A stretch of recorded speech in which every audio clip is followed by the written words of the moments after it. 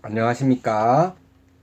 윤리상담과 도덕인성교육 2023학년도 1학기 이제 지난주에 이지영 선생님과 제가 그 통화상으로 간략하게 OT에 대해서 의논을 나누고 실질적으로 첫 번째 강의를 하게 되는 날이라고 볼 수 있을 것 같습니다. 강의명 같은 경우에 이제 윤리상담과 도덕인성교육이라고 해서 상담이라는 표현이 조금 두드러지긴 하는데요. 저한테 강의를 배정해 주신 서울교대 윤리교육과 박형빈 교수님께서 요 강의에 좀 주안점을 맞추어서 진행하고자 하는 그거를 전달해 주셨는데, 이 인공지능 윤리와 도덕교육, 그리고 통일교육학 그 이론과 실제 부분의 윤리 상담과 연결되는 내용, 이것을 좀 다루어 달라고 이야기하셨었거든요. 그래서 전반부에는 제가 2주차부터 6주차까지 강의 및 그 선생님 논평문 쓰시는 그런 형태로 진행한다고 했었죠. 인공지능 윤리 이걸 좀 강조해서 하시기를 이제 박형빈 교수님께서 원하시기 때문에 세 파트로 나누었습니다. 인공지능이라고 하는 게 크게 이제 과학기술 발달로 해서 등장한 것이잖아요. 그래서 이번 2주차부터 3주차까지는 선생님께서 그 자료실 이클래스에서 확인하셨다고 하더라고요. 과학기술 시대의 도덕교육의 위기와 극복 방안 연구라고 하는 제가 쓴 논문을 통해서 한번 강의를 진행해 보도록 하겠습니다. 그리고 이제 4, 5주차에는 인공지능으로 넘어가기 위한 그런 교두보적인 내용으로서 신경과학과 관련되는 그런 내용을 또 한번 다루어 보려고 하고요.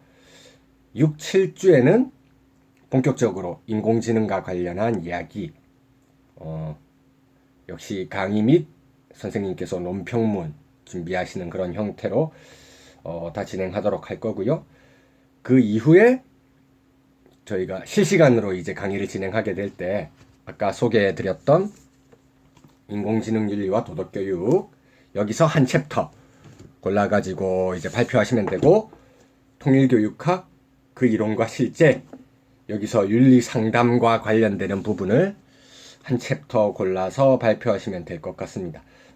뭐 바로 발표하시는 게 조금 어려울 수 있기 때문에 저희가 중간고사 치기 전까지 제 세 가지 논문을 가지고 강의 형태로 진행하면서 지영 선생님께서도 세 번의 논평문을 쓰시게 되잖아요. 그래서 8주차 중간고사 기간에 그걸 과제물 대체로 해서 넘어가고 9주차에 실시간으로 만나서 그동안 쓰셨던 세 편의 논평문 가지고 이야기를 좀 나누어 보고, 그 다음 이 두 권의 교재에서 한 챕터씩 골라서 발표하는 내용으로 그렇게 가면 좋을 것 같습니다. 자, 그러면 말씀드렸던 첫 번째 제 논문이죠. 차근차근 읽어나가면서 필요한 부분이 있으면 좀 추가적으로 판사할 거 있으면 하고 그런 방식으로 하겠습니다.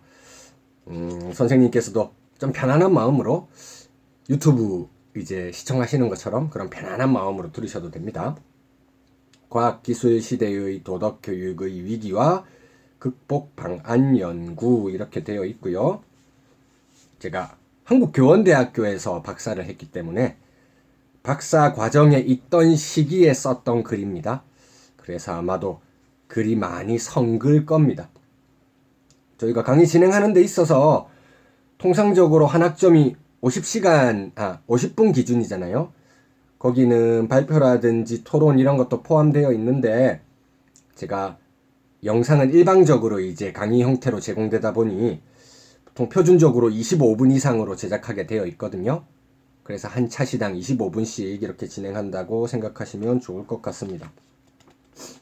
윤리학에 대한 내용들이 나올 거예요. 도덕교육이 배경 학문으로 가지고 있는 교과 내용학이 바로 윤리학이잖아요. 그래서 윤리학 내용이 나온다 생각하시면 좋을 것 같습니다. 머릿말부터 한번 보겠습니다. 로마자 1 머릿말. 한스 요나스라고 하는, 제가 좀 연구를 했던 사상가 직접 인용문이 있습니다. 한번 보도록 하겠습니다. 윤리학이 기술과 관련하여 무엇인가 말해야 한다거나 기술이 윤리학적 논의의 대상이라는 생각은 아주 일반적으로 말해서 기술이 인간의 권력 행사라는 단순한 사실, 즉 기술은 행위의 한 형태이며 모든 인간 행위는 도덕적 검토에 노출되어 있다는 사실에서 비롯된다. 동일한 권력이 선을 위해 사용될 수도 있고 악을 위해 사용될 수 있다는 말이나 권력을 행사할 때 윤리적 규범을 준수할 수도 있고 준수하지 않을 수도 있다는 말은 자명하다 못해 진부하기까지 하다. 엄청나게 확대된 인간 권력으로서의 기술에도 이러한 일반적인 사실은 분명히 해당된다. 그러나 현대 기술은 모든 인간적 행위에 적합하고 과거의 모든 형태의 행위에 적용하기에 충분했던 윤리학과는 전혀 다른 종류의 윤리적 사유의 노력을 요구하는 특이한 경우를 형성하고 있지는 않은가, 이렇게 되어 있네요. 한스 요나스라고 하는 사상가의 글로 한번 시작해 본 그런 내용입니다. 이제 지영 선생님께서도 학기가 좀 더 지나가시면 논문을 써야 한다는 그런 압박 느끼시게 될 테니까 저랑 같이 이렇게 공부해 나가시면서 글 쓰는 전략에는 이런 것도 있구나, 그것도 함께 생각해 보시면 더 좋은 시간이 되지 않을까 생각이 듭니다. 지금 인용문 보면은 크게 두 가지 표현이 들어오죠. 윤리학, 기술, 과학기술 발달에 따라서 윤리학이라고 하는 게 예전에도 있었지만 현대사회 과학기술이 굉장히 급격하게 발달하니까 윤리학에 있어서 새로운 변화가 필요하다, 이렇게 주장하면서 한스 요나스가 책임윤리를 굉장히 강조하고 있습니다. 저희 윤리 인성교육 이제 서양윤리 변순영 교수님께서도 책임윤리 굉장히 강조하시죠. 그때 대표적인 사상가가 한스 요나스라고 할 수 있습니다. 이 요나스 내용을 가지고 시작하면서 제가 이 글을 전개해 나가는 거에 어떤 방식으로 하려고 했는지 아마 페이지로 보면 지금 225페이지 해서 머릿말에서도 가장 마지막 단락이라고 할 수 있는 건데요. 필자가 본 연구를 통해 이루고자 하는 연구의 목적과 방향은 다음과 같다, 이렇게 해서 연구의 목적을 한번 간략하게 써봤거든요. 요걸 선생님께 소개해드리면 조금 더 쉽게 글을 이해하는 데 도움이 되실 것 같습니다. 첫째, 과학기술 시대의 도덕교육의 위기와 극복 방안이라는 본 연구의 주제를 위한 예비적 과정으로 기술 자체가 가지는 성격과 그것의 윤리적 의미에 대해 살펴보고자 하는데 이것은 주로 2장에서 다루어질 거고요. 한스 요나스 주장을 살펴보는 내용으로 하겠다는 겁니다. 조금 더 내려가서요. 마지막 줄이죠. 둘째, 과학기술의 발전으로 인해 윤리학이 위기에 빠지게 되었다는 전제를 받아들이는 경우에 발생할 수 있는 새로운 문제점에 대해 살펴보고자 합니다. 요나스 같은 경우에 기존에도 윤리학이 있었지만 과학기술 발달로 인해서 새롭게 생겨나는 윤리적 문제들, 이게 기존의 윤리학 내지 전통 윤리학이 마땅한 해결책을 못 내놓고 있는 상황이 윤리학의 위기라고 말하는 거죠. 그러면 윤리학을 배경학문으로 삼고 있는 도덕교육 또한 일정한 위기에 빠지지 않을까, 이게 제가 착안한 점이었습니다. 이 내용은 3장에서 다루도록 하겠습니다.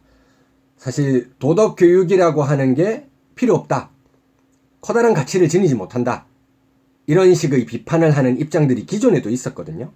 그런 기존의 입장을 먼저 살펴보고 최근 과학기술 발달로 인해서 새롭게 제기될 수 있는 견해들 이야기해 보려고 하는 겁니다.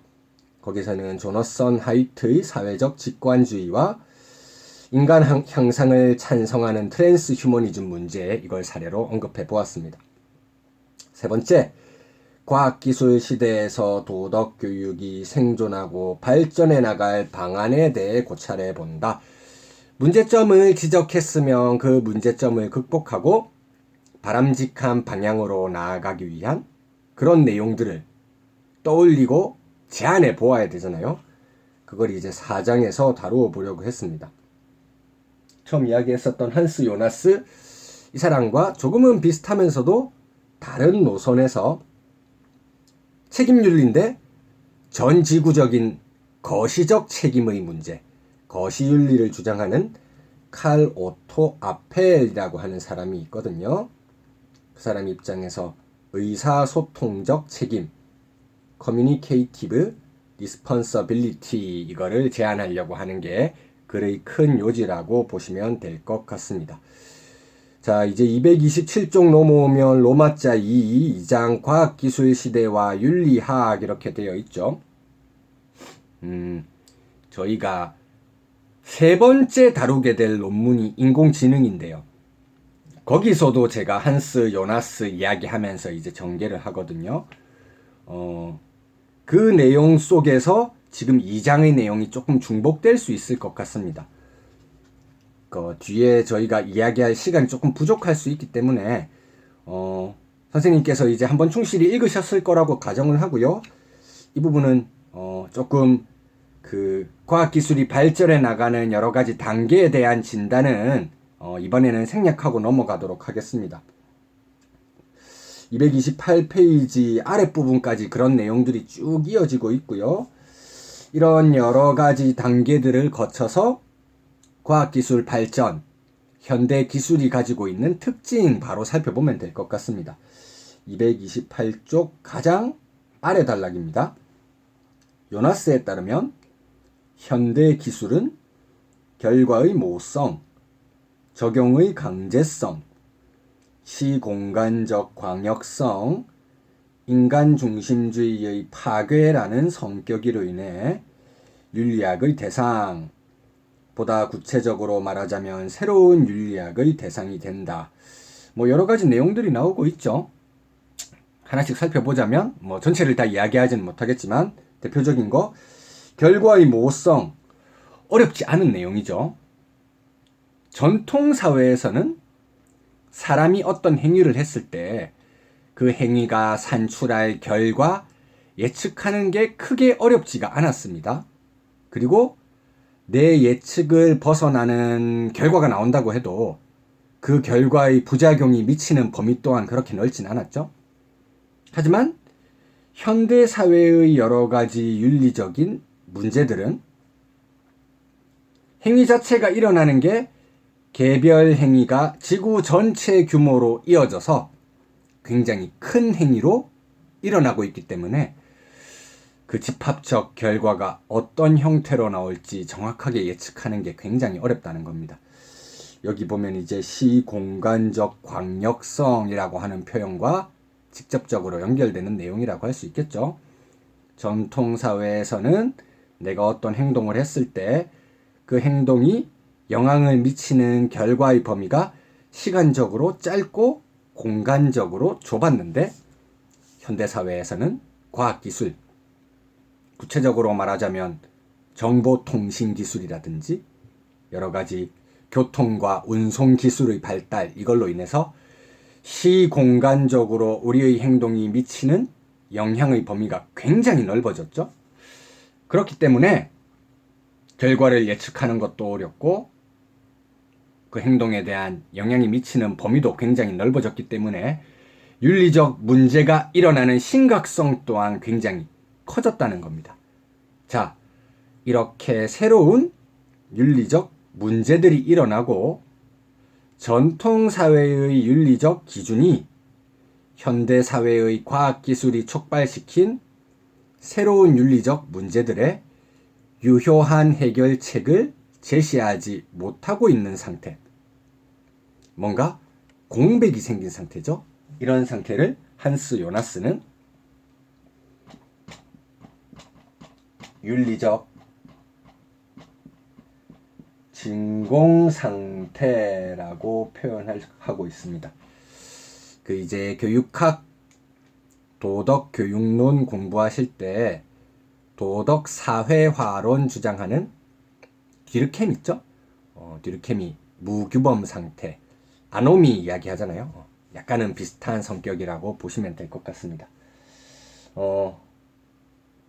기존 전통적인 윤리적 규범이 현대사회 과학기술 발달로 생겨난 새로운 윤리 문제들의 적절한 해결책을 제시하지 못해서 그 두 가지 사이에 간극, 공백이 생긴 상태다.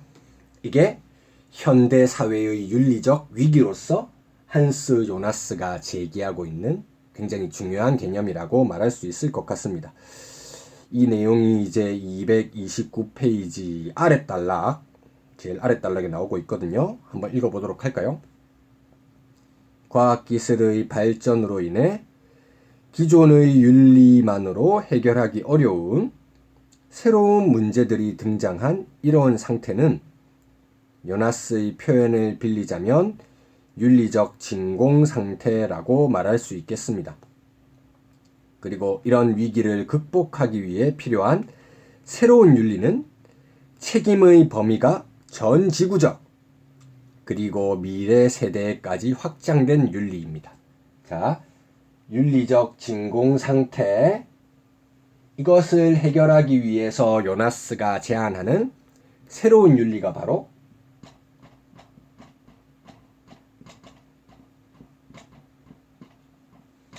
책임윤리이거든요. 책임윤리. 책임이라고 하는 개념 자체가 현대사회에 완전히 새롭게 등장한 개념은 아니죠. 전통적으로도 책임이라고 하는 건 있었습니다. 이제 전통사회에서 책임이라고 하면 소급적인 성격을 가지는 거죠. 어떤 일이 벌어졌을 때 그 일에 대한 책임 소재를 묻기 위해서 과거로 돌아가게 되죠. 잘못 저지른 사람한테 과거로 돌아가서 원인을 규명한 다음에 그 사람한테 책임을 물을 겁니다. 이렇게 과거로 소급해가는 게 전통적 책임 개념의 특징이라면 요나스의 책임 윤리는 그렇진 않습니다. 뭔가 범위가 더 확장되어 나가는 그런 의미를 가지고 있거든요. 이때 책임의 범위가 확장되는 축이 크게 두 가지입니다. 시간적으로 확장되고 공간적으로 확장되겠죠. 전통적 의미의 책임 개념이 과거로 소급해가는 책임 개념이라면 요나스가 말하는 새로운 책임 개념은 미래에 대한 책임입니다. 자, 지금 인류가 살고 있잖아요. 현 세대의 인류만 생존을 이어나간 다음에 그 현 세대에서 인류라고 하는 것의 역사가 완전히 끝나버린다. 이것은 굉장히 비극적인 일이죠. 미래 세대의 인류 또한 계속 그들 삶을 지속해 나가야 할 권리를 가지고 있다고 말할 수 있고요. 그들을 위해서 미래 세대의 생존에까지 책임을 지는 것. 시간적으로 미래에 대한 책임으로 나아가는 것이죠. 시간적으로 확장을 하면 또 다른 하나의 축은 당연히 공간적인 책임 범위의 확장이라고 말할 수 있을 겁니다. 공간적으로는 자연 전체로 책임 범위를 확대시켜 나가는 거죠. 전통 윤리가 가지고 있는 특징, 모든 전통 윤리가 그런 것은 아니지만 대부분의 전통 윤리가 인간 중심주의라고 하는 특징을 가지고 있거든요. 도덕적 고려의 직접적인 대상 내지 범위는 인간에게 제한되어 있었다는 겁니다. 인간 이외에도 자연 속에 굉장히 많은 존재들이 있죠. 범위를 조금씩 확장시켜 나가 볼까요? 인간에서 한 단계 더 나아가면 동물이 있을 것이고요. 거기서 한 단계 더 나아가면 식물을 포함하는 생명체가 있을 겁니다. 거기서 한 단계 더 나아가면 무생물을 포함하는 자연 생태계가 있겠죠. 이렇게 인간보다 도덕적 고려의 범위를 넓혀 나가는 거죠. 인간 중심주의에서 한 걸음 더 나아가면 동물 중심주의, 한 걸음 더 나아가면 생명 중심주의, 거기서 한 걸음 더 나아가면 생태 중심주의, 자연 생태계 전체에 대한 책임까지 주장하는 것이 요나스의 특징이다. 자, 그 뒤에 보면 이제 아펠의 표현을 빌리자면 거시윤리학이다 이렇게 되어 있죠. 저희가 마지막 오늘 3교시 정도 되면 아펠에 대해서도 이야기할 텐데요. 아펠도 지금 요나스가 책임의 범위를 시간적, 공간적으로 확장시키려고 하는 이 노선과 마찬가지로 전 지구적으로 책임 범위를 확장시킨 거시적인 윤리가 필요하다 이렇게 말하는 거거든요. 여기서 간단하게 한번 생각을 해두시고 이후에 나중에 살펴보시면 될 것 같습니다.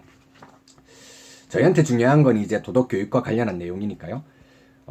사실 저는 그 박사학위 전공이 내용학을 했습니다. 윤리학을 공부했기 때문에 이제 대학원 선생님들과 도덕교육론, 교과교육에 대해서 이야기할 때도 기본적으로는 이렇게 내용학을 바탕으로 해서 그 다음에 교과교육론으로 적용시키는 논의로 나아가는 그런 편입니다. 그러다 보니까 이 장에서 윤리학에 대한 내용들이 좀 쓰여져 있었구나 생각하시면 좋을 것 같습니다. 이제 본격적으로 3장 도덕교육의 위기라고 되어 있는데요. 저는 중등학교에서 이제 도덕을 가르치고 있거든요.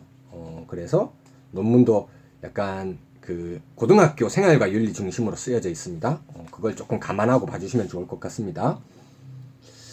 3장 제목 아래에 있는 내용 한번 읽어보도록 하겠습니다. 현재 도덕교육의 경우 고등학교 생활과 윤리 과목의 성공적인 정착과 더불어 도덕교육 공동체의 여러 가지 노력으로 인해 도덕교육 자체가 학문적으로 정당화되기 어렵다는 비난은 제기되기 어려운 상황이라 평가할 수 있다.